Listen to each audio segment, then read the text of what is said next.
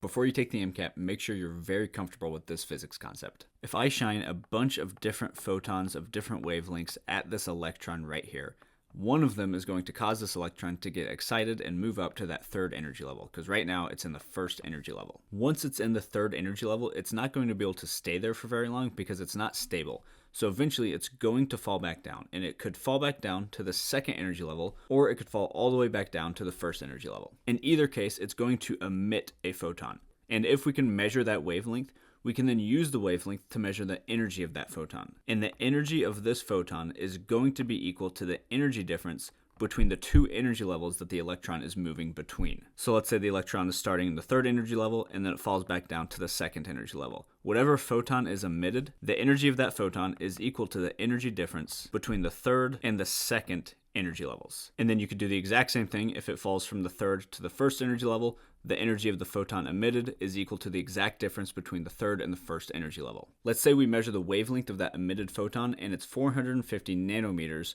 which is 450 times 10 to the negative 9 meters. We can plug it into the equation of the speed of light is equal to the wavelength of light times the frequency. You would solve for the frequency, and for this one I'm just going to give you the answer. For this one, the frequency comes out to be 0.66 times 10 to the 15, and the unit is hertz. You can then plug that into this equation to solve for the energy of that photon. And this number here is Planck's constant. So we do 6.6 times 10 to the negative 34 times 0.66 times 10 to the 15 hertz. I'm going to round that to 7 and this to 0.7. That comes out to be 4.9 times 10, and then we need to add the negative 34 to the 15, so that's times 10 to the negative 19, and that is in joules. Let's say for the sake of this that we get this measurement, but we're not sure if this is from the electron falling from the third energy level to the second energy level, or if it's from the electron falling from the third energy level to the first energy level. So then we decide to run the experiment again. Let's say when we run that experiment again, that we get a photon with a wavelength of 600 nanometers. If we do the same calculations and we plug this value